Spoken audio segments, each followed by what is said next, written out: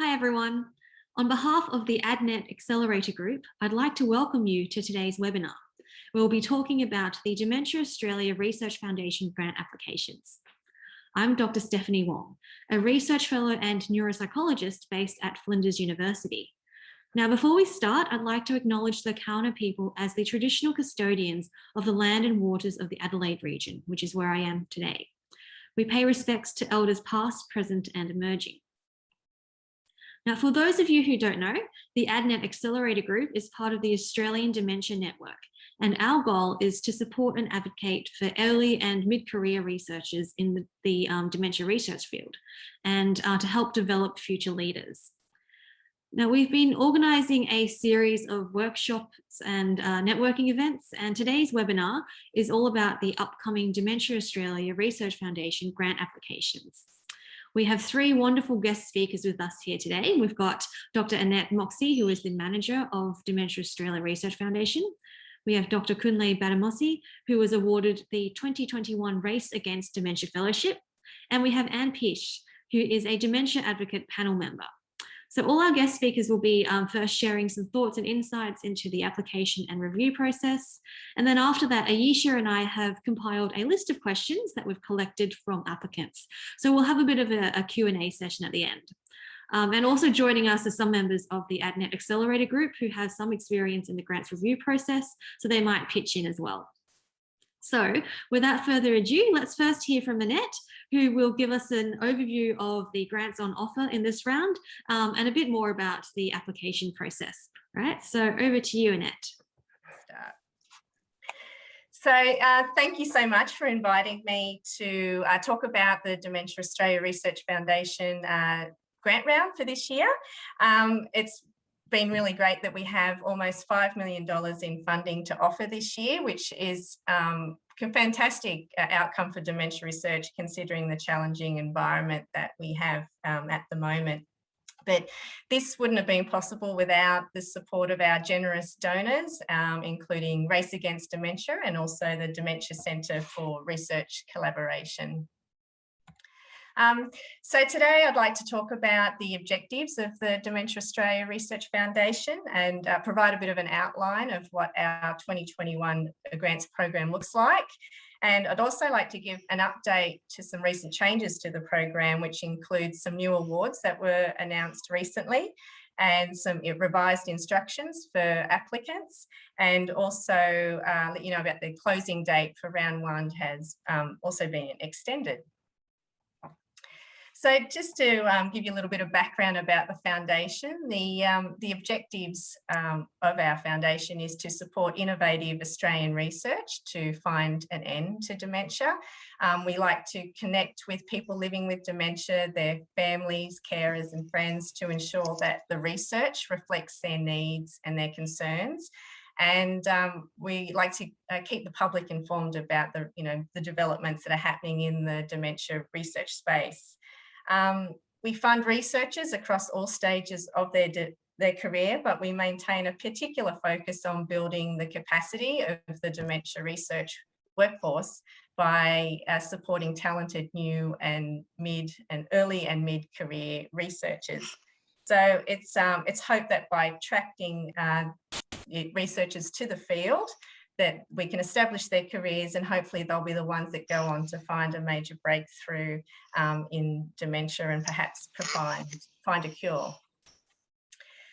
So we provide funding across the whole gamut of dementia research in all forms of dementia. We look at research to better understand the causes of dementia, developing strategies to reduce dementia risk and slow the progression of the disease, research to provide accurate and timely diagnosis, research that improves treatment and care options for people living with dementia, and also research that's looking to increase the awareness and understanding and rights and needs and the experience of people living with dementia. And ultimately, we're looking to find a cure. So we do fund a range of research projects, from biomedical lab-based research all the way through to psychosocial work around improving care.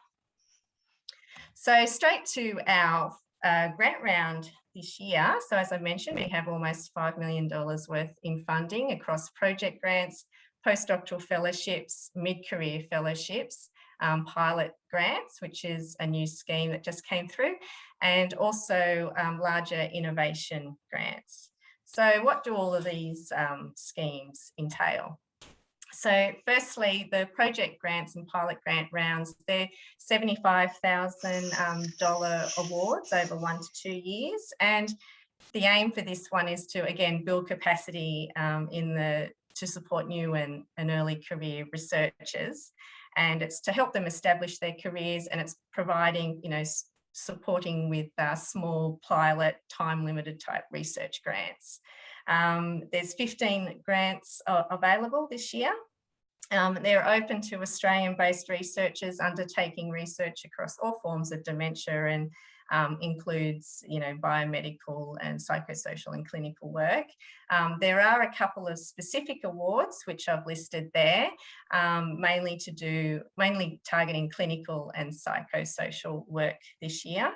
The DCRC pilot grants are specifically for nursing and allied health professionals, and by allied health, that's quite a broad range of professions that we're interested in, like speech pathology, occupational therapy, social work, dietetics, that sort of thing. So they're targeting a group of researchers that may not necessarily get funding all the time. So they're open to, there's 3 awards available, and so they're targeting prevention and also care.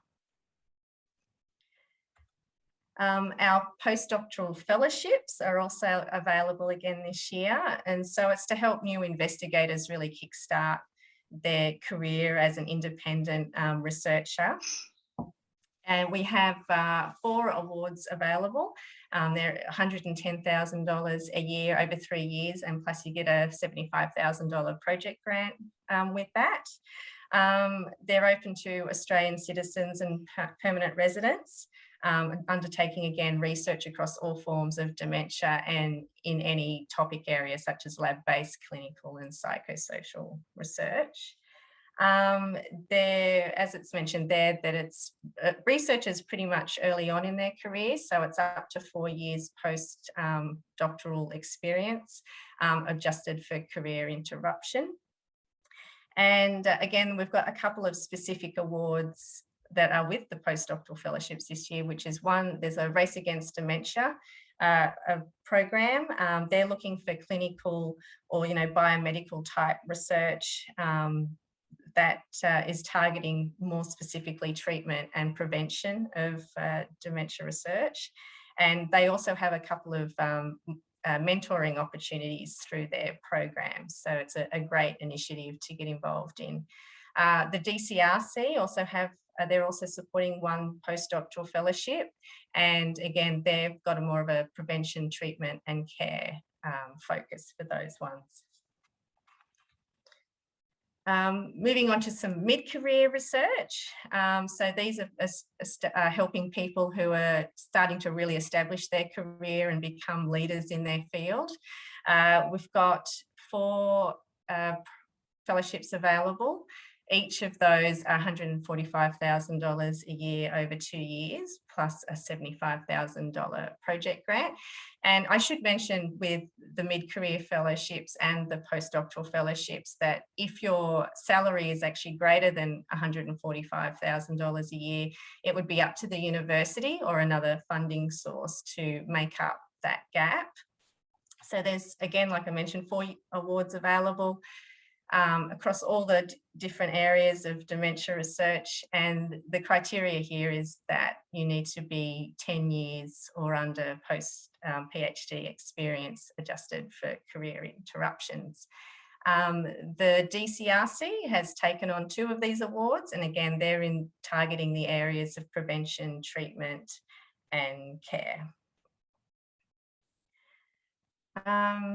And then our other grant that we have available this time around is 2 innovation grants worth $375,000. So these are to target high quality, innovative research that are bringing something new to the field. And that might include collaborations with international or national researchers and, different approaches. So again, we're interested in work across the whole gamut of our research. So biomedical, clinical, psychosocial, again, as long as it brings something new and fresh to the field. This award's open to Australian-based researchers again, and the team must include an early or mid-career researcher. So the chief investigator of this award can be at any stage in their career, but we're looking for them to bring along an early or mid-career researcher to give them that experience on being involved in a large project. So as I mentioned earlier, there are a couple of updates that we've done to the program. So as I've mentioned, there's 3 DCRC pilot grants for nursing and allied health professionals in the areas of prevention and care. We've also, to ensure that we provide the best possible review of applications, we're asking that applications are de-identified this year. So we've reached out to anyone who has started an application through our portal to let them know of these changes and give some instruction about how to do this. And it's things like we don't want for applicants to put their name in the footer or a header of an application, and also try to avoid referring to our research or our research team in the text of the proposal, particularly if there's a reference going to be attached to that.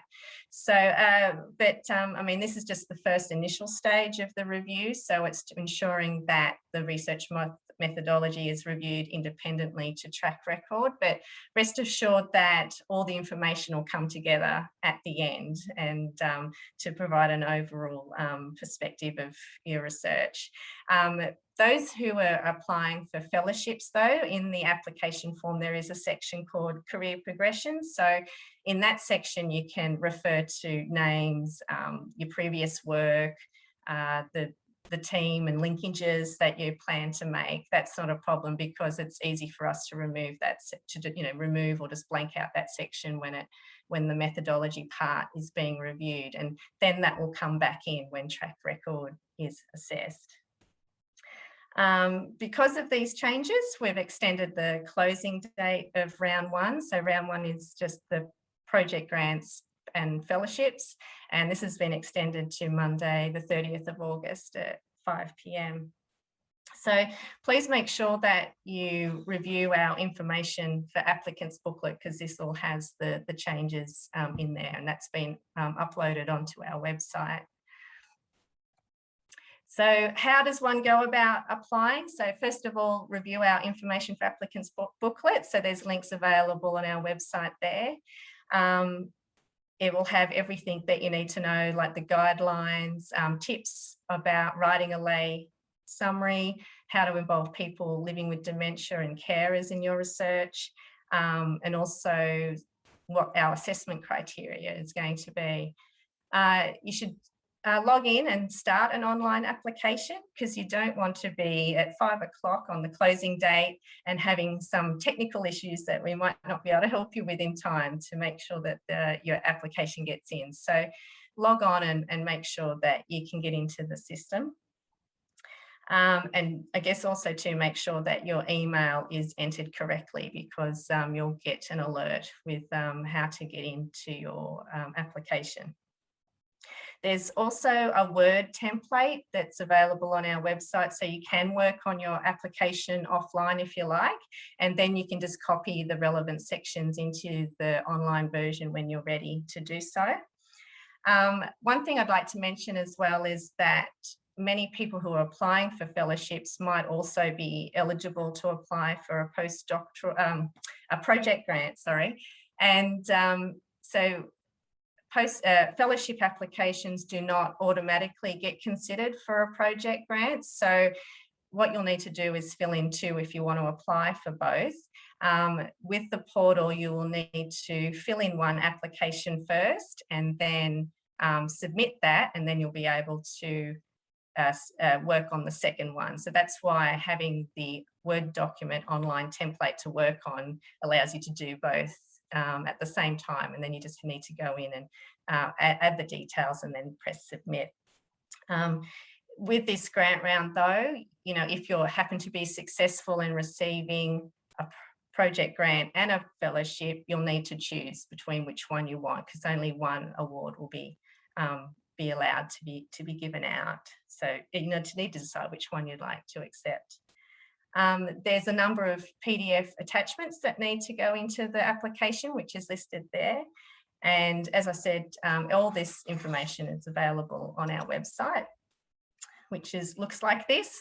So that teal button here is what you would press to start a new application. It's dementia.org.au/research/grants. So that's all I have to talk about today. So thank you so much. And I hope you've learnt a little bit about the Research Foundation and also our program for this year.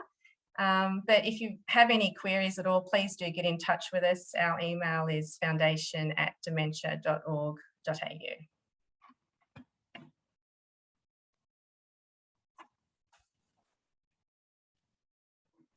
All right, great. Thanks for that, Annette. So we're going to have a bit of Q&A at the end of this video, but next we're going to hear from Dr. Kunle Bademosi, who is a Race Against Dementia Fellow who started this year. He was successful in the last grant round. And he's going to give us some tips about the application process and share some insights. Awesome.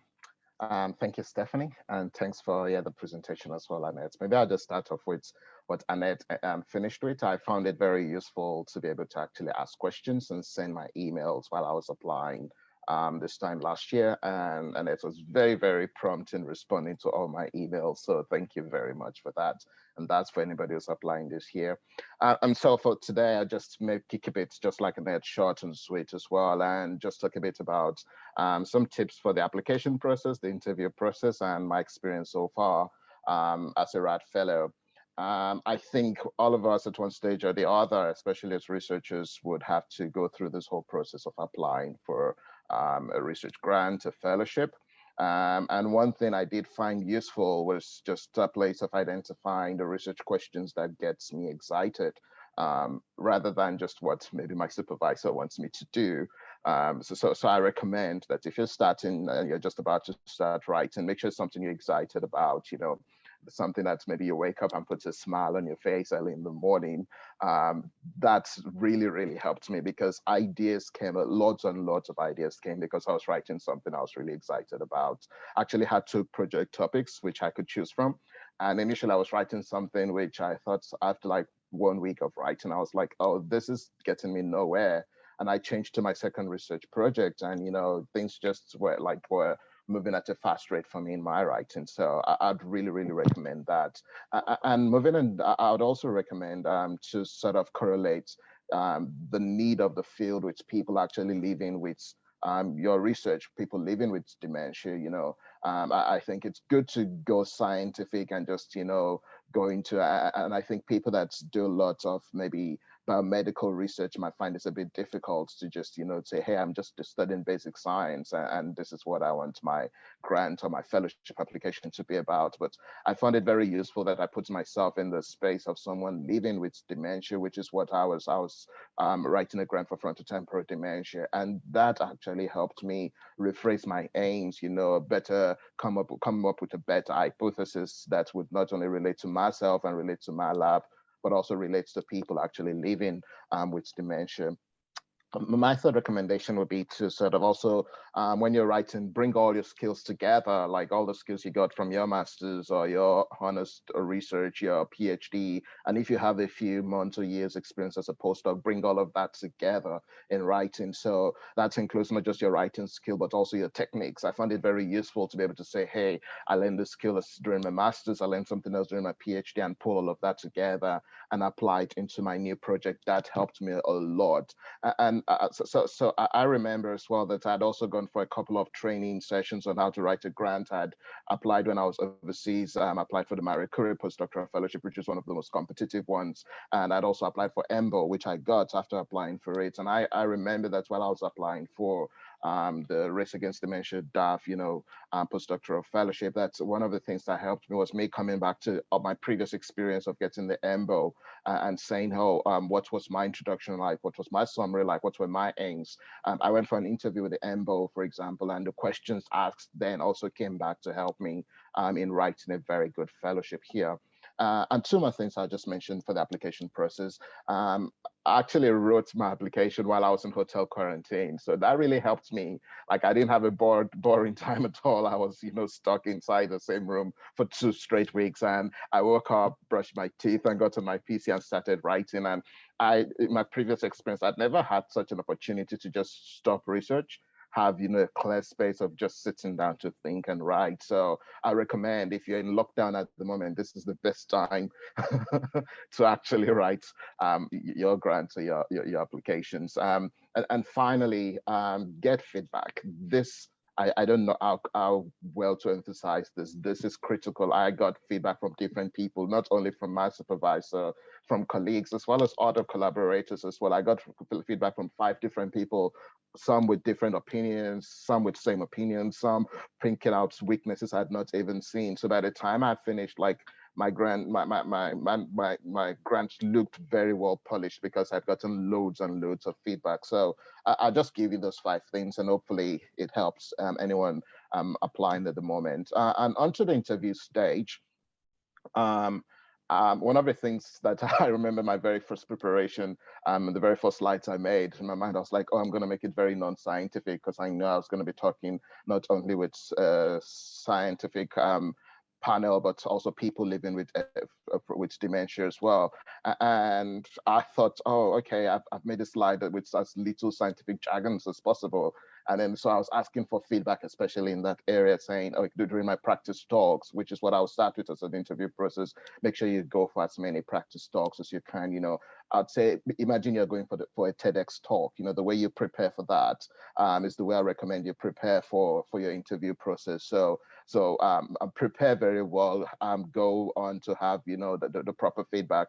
But here I'll just say something Annette mentioned earlier. It's important we know how we speak with people living with dementia. Like I've lived with someone with dementia, so that helped me a lot. My grandma had been diagnosed with dementia, so that helped me a lot in understanding how to go about speaking, and I recommend that as well, to not keep it too scientific. In fact, if you could take off every scientific terminology, the more the better, and correlate it to something more people can relate with. I would recommend that.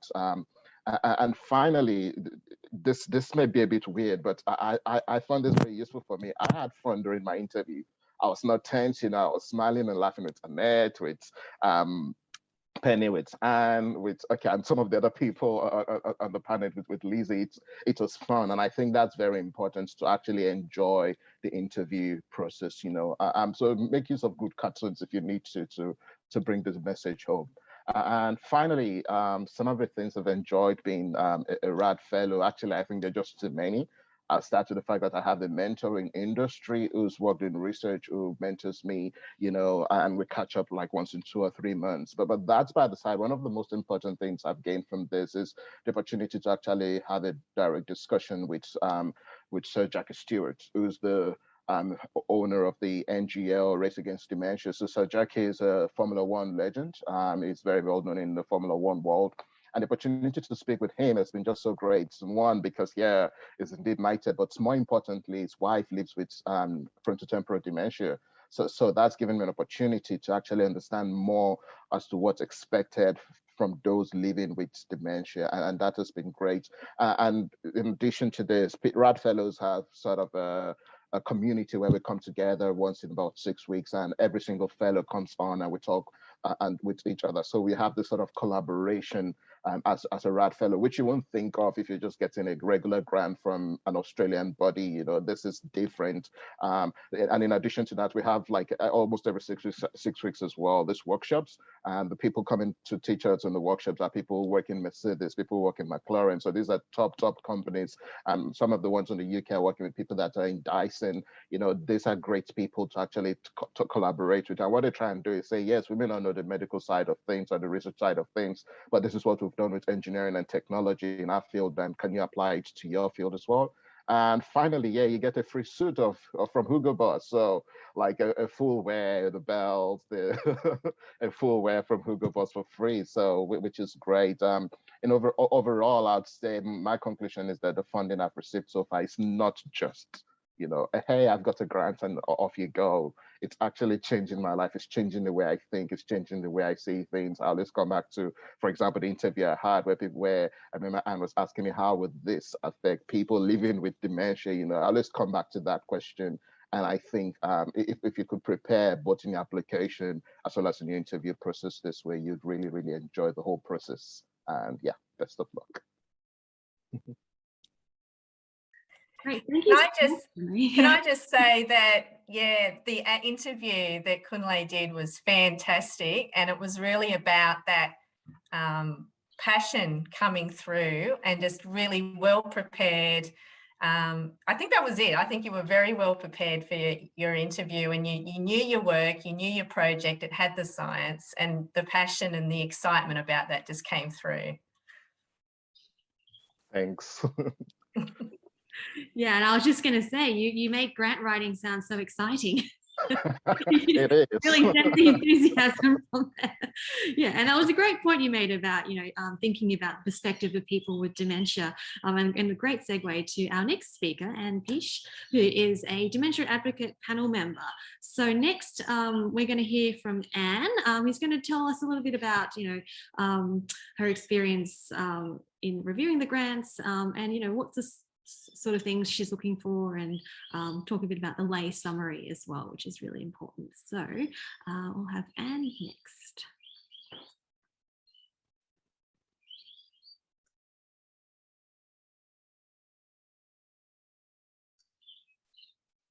Anne, can you unmute yourself? Yeah. Yes. Oh, there you are. Fine. Thanks very much, Stephanie. And actually, you know, it really does follow on brilliantly from what's just been said. A little bit about me first, I suppose. I've been diagnosed with Lewy body dementia that was thought to be Alzheimer's originally.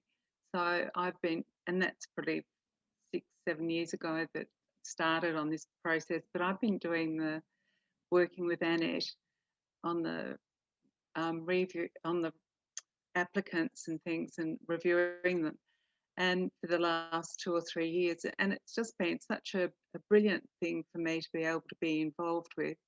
I find it so stimulating. I find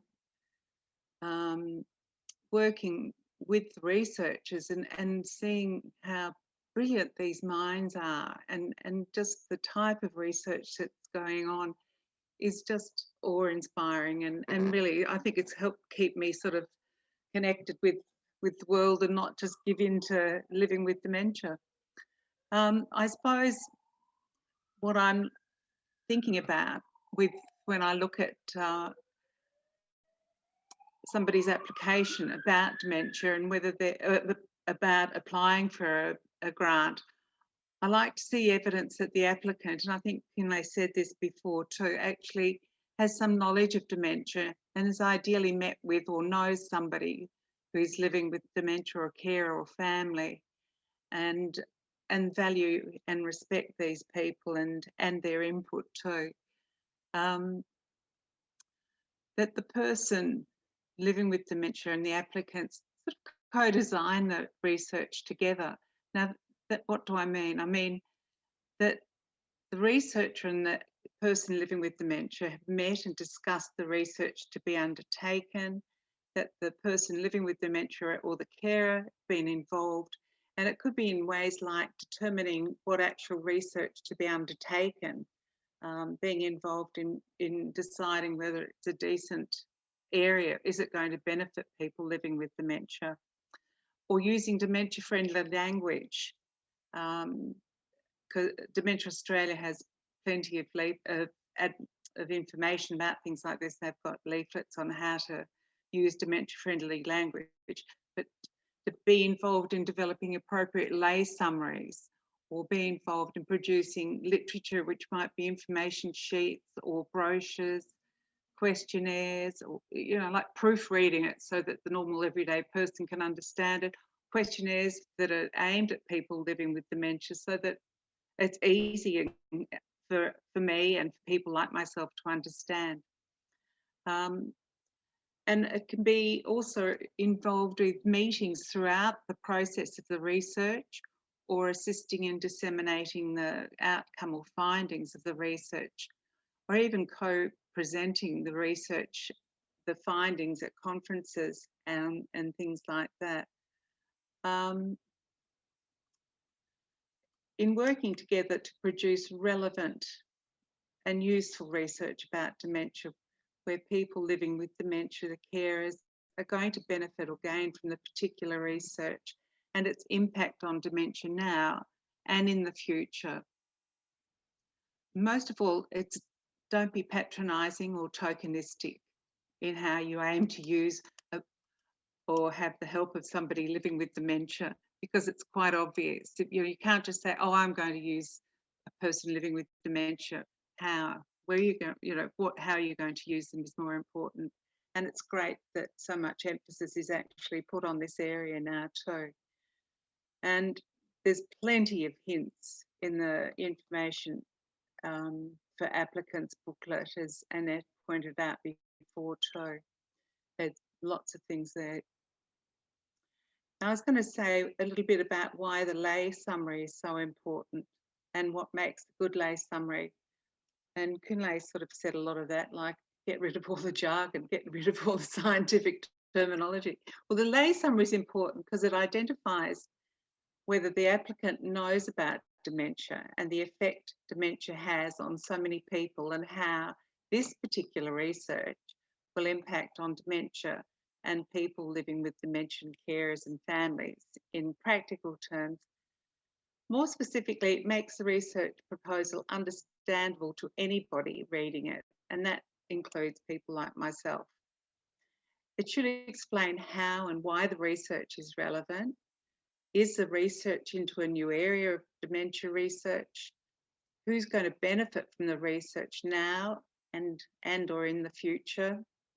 Other things that are worthwhile to remember too in writing a lay summary. I mean, the good lay summaries are the ones that gain my interest, make it easy to read and understand using dementia-friendly language. Don't use acronyms or scientific terminology. You know, I'll just get lost, and probably a lot of other people will too. And make it, use short sentences. And if you can give some examples, you know, give some examples. And it should be interesting. You know, finally, get somebody to read who doesn't have your knowledge and skills to read it. And can they understand what you are really going to be doing your research about? A good lay summary means I understand the proposal, its benefits, and I look forward to reading more about it. Also, it does show me that you've actually taken some time to read the DARF information for applicants booklet, because that has got so many helpful hints on how to write a lay summary, how to actually think about people who are, you know, living with dementia, and how to get help from them too. So that's about my little bit about it all. And back to you, Stephanie, for any questions or anything. Great, thank you so much, Anne. It was really helpful to hear from you about what you're really looking for in a lay summary. Okay, so next we're going to move on to the Q&A section of this this video, I guess, today. So we've got a few of the ADNet Accelerator group members here on board with us today, and over the past few weeks, we've been collecting questions from prospective applicants on Twitter and through emails and things like that. So we've got a bunch of questions, hoping that our guest speakers can help answer those. So I think Aisha, who's here with us here today, she's going to ask the first few. Great, thanks so much for all the presentations so far. So Kunle kind of touched on this one, but I think I could open it up to all three of our speakers to maybe give their top 3 tips for writing a good proposal. Okay. Who wants to Do you start? want me to go? I can go first if you like. Yeah, so I guess just what I've noticed with the applications that we receive is that one of the top tip would be actually addressing like a really compelling area of dementia research that's important and where there is an identified knowledge gap and how you're going to address that. So that would be one. Another good one is actually having a clear and concise and like well-organised application, because you don't want to make the art of reviewing hard on the reviewer. So if it's set out neatly, set out concisely, makes sense, it's all logical, I think that really is really helpful. And a third one would be just to also make sure that you have a good command of the literature behind your idea, because you know, applicants don't necessarily have to have a strong track record in dementia. We're happy to attract people to our field, but if you're new, just make sure that you've actually had a look at the literature and you start to understand what some of the complexities are with working with people with dementia as part of your research, and you know, and surround yourself with a strong team that can help you as well in that area. Perfect. Who wants to go next? I'll just summarize what I did say, maybe in three words. And just this is to build up exactly on everything Annette has said, and that's plan, prepare, and review. Review if you need to 100 times. I think it's good to spend 1 week just thinking about it and spend 2 days writing than to spend 2 weeks writing and not write something great. So take enough time to plan and take enough time to prepare as well, which picks up from what Annette has said, gets into the literature out there, you know, and actually dig deep. I was a bit on the borderline of dementia research, the master's postdoc for 2 years. After my PhD here in Australia, I moved to Belgium. I worked on Parkinson's disease research, which is not exactly the same thing as frontotemporal dementia. So frontotemporal dementia was something I was familiar with in conferences, in talks, but I'd not done anything particular on. So, which is where the lockdown or my quarantine was good for me. I could spend like the first 5 days just reading and reading. While I was on the plane, I was reading. And so I had like a whole page of a whole like folder of different journals and articles I'd read. And that sort of is that preparation phase is so important. And finally, get as many reviews, so as many feedback for your application as you can get. And Anne, do you have anything to add as well? Well, from my perspective, you know, it's all been said before about all the lovely scientific things, but I guess, you know, it needs to be to show that you understand a bit about dementia and people living with dementia, and show how it's going to benefit, your research is going to benefit the actual lives of people living with dementia too. And keep it simple and keep it clear and dementia-friendly language. You know, don't refer to sufferers, and you know, use terms that are appropriate. Yeah, perfect. So the next question that we've got is, what determines whether the application passes that initial review, and can the speakers provide any examples of that? For instance, what is considered feasible? Yeah, I can start with that one. So there's a couple of things that reviewers might look at. They might look at methodological flaws, like have you provided enough information about your statistical plan, or is your methodology actually going to answer the research question that you're proposing? In terms of feasibility, what they're looking for is like, is this project totally underdone or just overly ambitious for the time that you've allotted? So take a look at how much time each award is available for, and adjust your your project suit, I guess.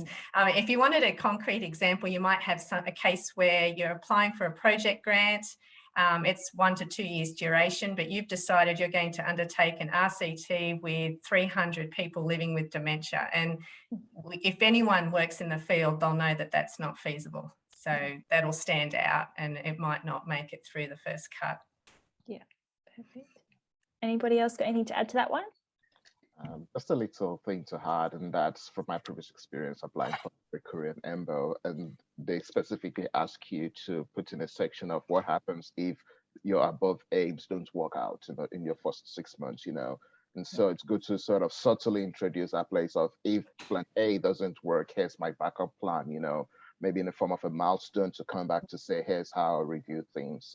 Yeah, that's the little line there. Perfect. All right, so the next one is probably most suited for Anne. What is the best way to involve people with lived experience, particularly for those doing lab-based projects? Yeah, it depends on whether it's getting people involved in the research, getting your research off the ground, or whether it's actually taking part in the research. But I suppose the best thing is to ask, talk to people, talk to people who've already done research before with people living with dementia. How have they actually found them? Dementia Australia has advocates that can come or that can be approached for research. ADNet does, Step Up for Dementia, memory clinics. Just ask around. Even your supervisors and things probably know how to, or may have been involved in using people with dementia, or you might know people, or you might know groups where you can go and talk, like talking to OPAN, the Older Persons Advocacy Network. They can refer people, they can find people to help with research too. Yeah. Or you talk to Rotary Club, go and talk. It's also good for you too, because then you get that experience of, is this worthwhile or not too? Yeah. And if it's a laboratory-based thing, it's fairly difficult. However, you can still ask if you think this is going to be relevant research, whether it's going to benefit people living with dementia, that it's going to go somewhere after your research is finished. Is it leading somewhere?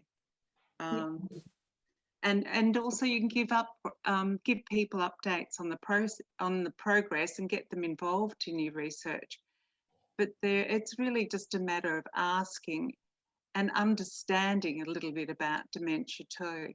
And I think that's what's so good about these awards, is that they put so much emphasis on how's it really going to help somebody living with dementia.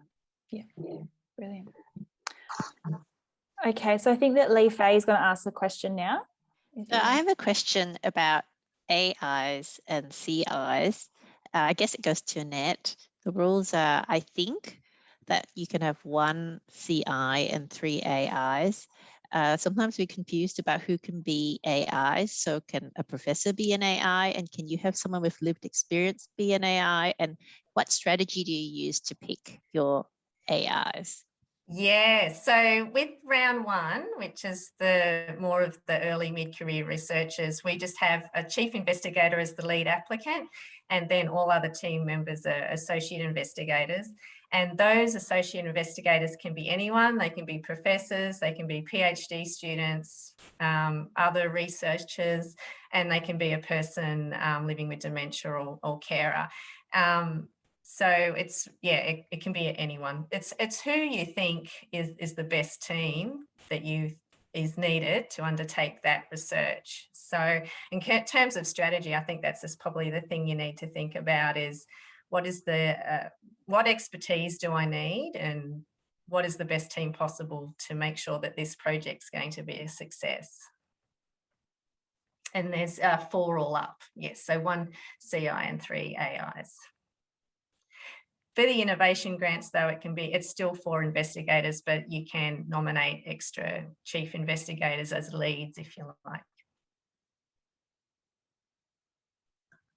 Okay, great. I might ask one of the other questions, which is more based around the idea of track record and relative to opportunity. So I'm hoping Annette and maybe Lee Fei can jump in and answer some of these as well. So firstly, one of the, I think, most important ones is how is the impact of COVID-19 going to be considered in terms of relative to opportunity and track record?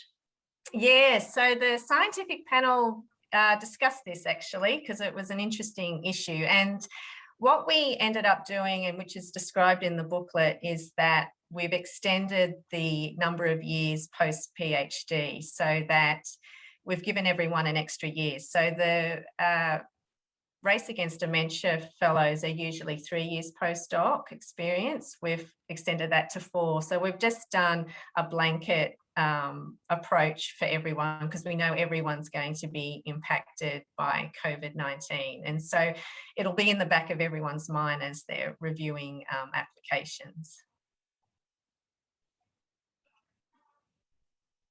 Okay, great. And just on that as well, is there any kind of general rule of thumb as to how many publications or grants might make someone more competitive, less competitive? Yeah, that's a good one because it depends on the field. Because sometimes, you know, we've got a panel that has a mix of biomedical expertise and psychosocial expertise, and it's always there's a different view of how many publications that you might need to show that you're competitive. But in general, you might like to see anywhere between 3 and 10, I think, publications as an early career researcher. Yeah, Lee Fei, do you have anything to add about that? Or? Yeah, I guess it depends on how long postdoc you are. We would also look at first authored as well. I would be looking for senior authored at that stage. And so if someone's more years postdoc, I'd expect more. And my personal rule of thumb is that people should be publishing about 3 papers a year in their postdoc. They don't all have to be first on those. So both those things, I think you kind of balance. And that's for psychosocial research, which is my field. Yeah. I'd be also looking for some grant money. And again, the longer postdoc people are, the more grant money you'd be looking for. And remember, these grants, like we see lots of very competitive, really good applications. We can't fund all the ones who we think like really deserve to be funded. So it does depend on who else applies that year as well. And sometimes you just get unlucky and there's someone who's got heaps of money and heaps of publications and a really good idea, and you don't get funded, not because yours isn't good, but because theirs is just better. Yeah, thanks. It's pretty tough. Okay, so I think there was just one interesting question on the list that hadn't been asked, and I was wondering as well. So applicants at the end of their application are usually invited to nominate a few external reviewers. So how often are they actually called upon to review, or does the panel generally have like a list of people that they... No, yes, sometimes they are called upon because every now and again you'll get some applications that are like a niche area that might need an expertise, you know, additional expertise to review it to make sure that it's actually sound methodology and a good idea. So if there's people placed there at the end of the application, it gives us a bit of an idea of who to approach. And so sometimes we do go out, and sometimes the panel will have names as well of people to approach. The main thing is that if you put a name down, just make sure that they're unlikely to have a conflict of interest with your application. And we find that a lot, that as the dementia research space becomes more and more collaborative, everyone works with each other. So if you can put down a name of a person who's not conflicted, so it's not your supervisor or someone that you've published with, then yeah, it really helps us out.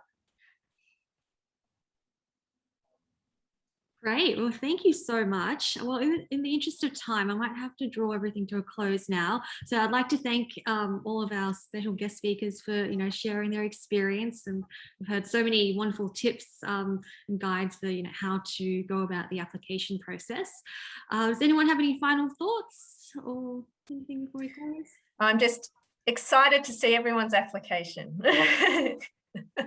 Great. Well, good luck, everyone. And thank you. See you, Stephanie. Thanks. See you all. Cheers.